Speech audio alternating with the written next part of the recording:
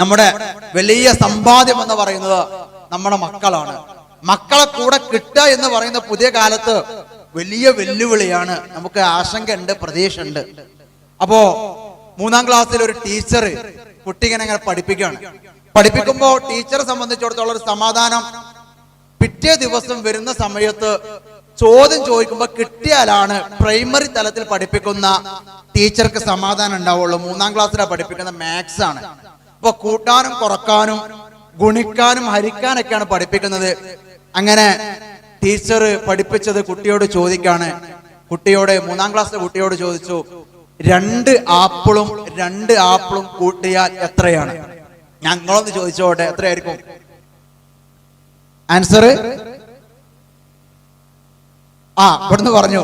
നമ്മളിങ്ങനെ അല്ലെ, അത് പറഞ്ഞാൽ മോശമാവോ, അഞ്ഞേ ഞാൻ പറഞ്ഞ തെറ്റോ, വേറെ എന്തെങ്കിലും ഉദ്ദേശിച്ചിട്ടുണ്ടാവും, നമ്മളെ മനസ്സിങ്ങനെ പോയിട്ടുണ്ടാവും. ഏതായാലും കുട്ടി പറഞ്ഞത് 5 എന്നാണ്. ടീച്ചർക്ക് വല്ലാത്ത ബേജാറ്, കാരണം തലേന്ന് അത്രയും കഷ്ടപ്പെട്ട് പഠിപ്പിച്ചതാണ്. എന്നിട്ട് ഇന്ന് ചോദിക്കുമ്പോ പറയുന്ന ആൻസർ എന്താണ്? 5 എന്നുള്ളതാണ്. പുതിയ കാലമായതുകൊണ്ട് അടിക്കാനോ ചീത്ത പറയാനോ കഴിഞ്ഞില്ല. വീണ്ടും ചോദിച്ചു. ആ ചോദിച്ച സമയത്ത് പറഞ്ഞു 5. കുട്ടിക്കൊരു ശങ്കയില്ല, കണ്ണുക്ക് നോക്കിയിട്ട് കൃത്യമായിട്ട് പറഞ്ഞു 5 ടീച്ചറേന്ന്. അങ്ങനെ ഇത് വീണ്ടും റിപ്പീറ്റ് ചെയ്ത് ചോദിച്ച സമയത്ത് 5 എന്നാണല്ലോ പറയുന്നത്. അതുകൊണ്ട് ടീച്ചർ ഒന്ന് ഓപ്ഷൻ മാറ്റി കൊടുത്തു. അല്ല, 2 മാങ്ങയും കൂട്ടിയാൽ എത്രയാന്നുള്ളത്. കുട്ടി പറഞ്ഞു ആൻസർ 4 എന്നുള്ളത്. ടീച്ചർക്ക് സമാധാനായി. ആപ്പിളിന്റെ മാങ്ങന്റെ വിഷയത്തിലുള്ള അഭിപ്രായ വ്യത്യാസം എവിടെയല്ല, കണക്കില് പ്രശ്നമല്ല. അതില് ടീച്ചർ ചോദിച്ചു കുട്ടിയോട്, അല്ല ആപ്പിൾ ആകുമ്പോൾ 5ഉം മാങ്ങയാകുമ്പോൾ 4ഉം വരുന്നതിന്റെ കുട്ടൻസ് എന്താണ്? കുട്ടി പറഞ്ഞു, ടീച്ചറെ, ഒരു ആപ്പിൾ എന്റെ ബാഗിലുണ്ട്, അതും കൂടി കൂട്ടിയിട്ടാണ് ഞാൻ എന്ത് പറയണത്? 5 എന്ന് പറയുന്നത്. എന്റെ പ്രിയപ്പെട്ട രക്ഷിതാക്കളോട് പറയാനുള്ളത്, ഇതിൽ ആരുടെ ഉത്തരാണ് ശരി എന്ന് ചോദിച്ചാൽ നമ്മൾ പറയും ടീച്ചറത്, അല്ലെങ്കിൽ കുട്ടിയുടെ പക്ഷത്ത് നിന്നിട്ട് പറയും കുട്ടിയുടേത്, അല്ലെങ്കിൽ 2ഉം എന്ന് പറയും. ഞാൻ പറയുന്നത് ഇത് 2ഉം ശരിയാണ്. എങ്ങനെ ശരിയാകുന്നു എന്ന് ചോദിച്ചു കഴിഞ്ഞാൽ ഞാൻ ഒരു കല്ലെടുത്ത് എറിയരുത്. 2ഉം ശരിയാണെന്ന് പറയുന്ന സമയത്ത് പുതിയ കാലത്ത് ടെക്നിക്കൽ നോളജിനും എക്സ്പീരിയൻസ് നോളജിനും വെരി ഇമ്പോർട്ടൻ്റ് ഉള്ള കാലമാണ്. നമ്മൾ ഇന്ന് ഒരുപാട് ആളുകൾക്ക് ഇവിടെ അവാർഡ് കൊടുത്തു. ഇന്ന് നമുക്കറിയാലോ, മുമ്പൊക്കെ first rank, second rank, third എന്നൊക്കെ പറഞ്ഞിട്ടാണ് അവാർഡ് കൊടുക്കുക. ഇന്ന് എല്ലാവർക്കും നമ്മൾ അവാർഡ് കൊടുക്കുന്നുണ്ട്. നമ്മളെ നാട്ടിൽ വിജയിച്ച ആരുണ്ടെങ്കിലും അവരെ പോലെ വിട്ടുപോകാതെയാണ് എല്ലാവരും അവാർഡുകൾ നൽകാറുള്ളത്. സ്വാഭാവികമായിട്ടും മുമ്പ് നമുക്കറിയാം എന്നാണ്, വിജയികളെ അനുമോദിക്കലായിരുന്നു. ഇപ്പം ഒരു കോൺവെക്കേഷനാണ് നടക്കുക. വലിയ സമ്മേളനങ്ങളിൽ എല്ലാവർക്കും സന്നദ്ധാനാണ് നൽകുക. സർട്ടിഫിക്കറ്റ് നമ്മൾ കൊടുത്തുകൊണ്ടിരിക്കും. കാരണം എന്താണ്? എല്ലാവരെയും ഒരേപോലെ പരിഗണിക്കുന്ന ഒരു കാലമാണ്. ആ കാലത്ത് നമ്മൾ മനസ്സിലാക്കേണ്ടത് എക്സ്പീരിയൻസ് നോളജ് ഉണ്ട്, അതേപോലെ തന്നെ ടെക്നിക്കൽ നോളജ് ഉണ്ട്. ടെക്നിക്കൽ നോളജിൽ ആര് പറഞ്ഞതാണ് ശരി? ടീച്ചർ പറഞ്ഞതും പഠിപ്പിച്ചതുമാണ് ശരി. എക്സ്പീരിയൻസ് നോളജില് കുട്ടിയുടെ ഭാഗത്തു നിന്നാണ് ശരി.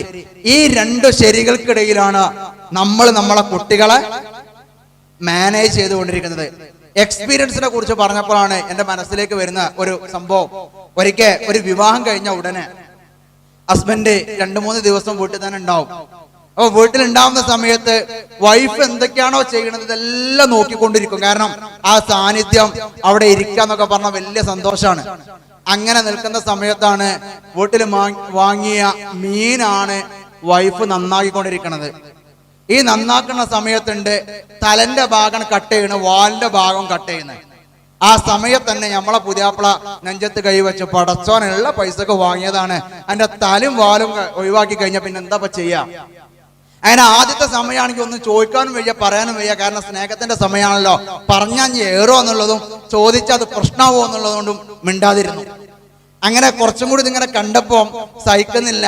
അതിൽ ചോദിച്ചു, അല്ല മീനൊക്കെ നന്നാക്കുമ്പോ ഈ തല ഉപയോഗപ്പെടുത്തിയോട് വാല് ഉപയോഗപ്പെടുത്തിയ പ്രശ്നമൊന്നുമില്ലല്ലോ? എടുത്ത ഉടനെ തന്നെ വൈഫ് പറഞ്ഞു, പുതിയണ്ണ പറഞ്ഞു, എന്റെ ഉമ്മ അങ്ങനെയാണ് നന്നാക്കാറുള്ളത്. കാരണം ഉമ്മാരുടെ നിന്ന് കിട്ടിയ വിവരമാണ്, അതനുസരിച്ച് ഇങ്ങനെയാണ് ചെയ്യാറുള്ളത്.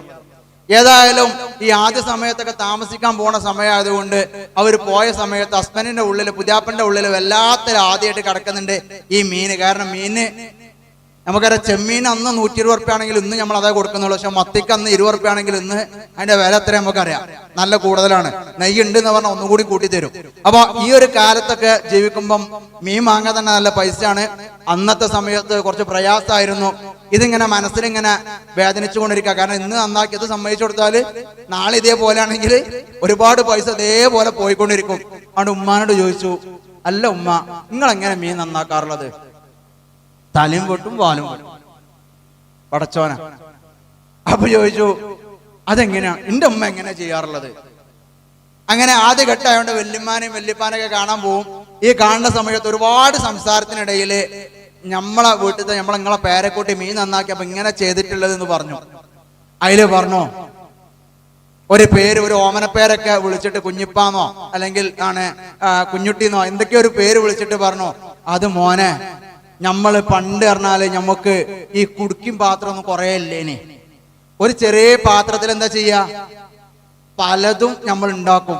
അപ്പൊ മീൻ വാങ്ങുന്ന സമയത്ത് മീൻ എന്ത് ചെയ്യൂല, അതിൽ കൊള്ളൂല. അപ്പൊ കൊള്ളാൻ വേണ്ടി നമ്മള് തല അതിൽ പാചകം ചെയ്യാൻ വേണ്ടി രണ്ടും കട്ട് ചെയ്യാറുള്ളതാണ്. അല്ലാതെ ഇന്നിപ്പോ അത് ചെയ്യേണ്ട ആവശ്യമില്ലല്ലോ. കാരണം നമ്മളെ സംബന്ധിച്ചിടത്തോളം എക്സ്പീരിയൻസ് എന്ന് പറയുമ്പോ നമ്മൾ മനസ്സിലാക്കിയ ജീവിച്ചൊരു എക്സ്പീരിയൻസ് ഉണ്ട്, നമ്മൾ കണ്ടതൊന്നുണ്ട്, നമ്മൾ ചിന്തിച്ചതൊന്നുണ്ട്. കാരണം നമുക്കൊക്കെ അറിയാം, ഇതിൽ ഒരുപാട് പ്രവാസികൾ, ആണുങ്ങളെ കുറച്ച് കാണുമ്പോൾ കുറെ ആൾക്കാർ പ്രവാസികളായിട്ടുണ്ടാവും.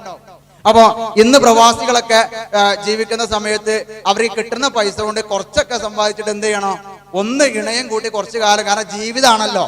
കാരണം 19 വയസ്സ് വരെ 60 വയസ്സ് വരെയൊക്കെ ജീവിക്കുന്ന സമയത്ത് കല്യാണം കഴിഞ്ഞിട്ട് 40 വർഷം 50 വർഷമൊക്കെ ആയിട്ടുണ്ടാവും. വൈഫൊത്ത് ജീവിച്ചത്ര ചോദിച്ചു കഴിഞ്ഞാല് 2 കൊല്ലം 5 കൊല്ലം ഏതാണ് മാസങ്ങള് ഇങ്ങനെയൊക്കെ ഇങ്ങനെ പറയും. കാരണം എന്താ, ഒരുമിച്ച് ജീവിക്കുമ്പോ സാമ്പത്തിക നഷ്ടല്ലേ, അല്ലെങ്കിൽ ഇങ്ങനത്തെ പ്രശ്നമല്ലേ എന്നൊക്കെ പറഞ്ഞിട്ട് നമ്മളെ എക്സ്പീരിയൻസ്, ഞാൻ അങ്ങനെ ജീവിച്ചീനെ, ഇപ്പൊ ഈയായിട്ട് എന്തിനാ ഗൾഫൊക്കെ കൊണ്ടുപോണത്, അനക്കില്ല പൈസ കൊണ്ടൊന്നും ഇവിടെ വീടും അല്ലെങ്കിൽ സ്ഥലമൊക്കെ വാങ്ങിയിട്ട് നിന്നാ പോരെ എന്നൊക്കെ ചോദിച്ച് അവരുടെ ജീവിതത്തെ മിസ്സാക്കുന്ന ഒരു കാലമാണ്.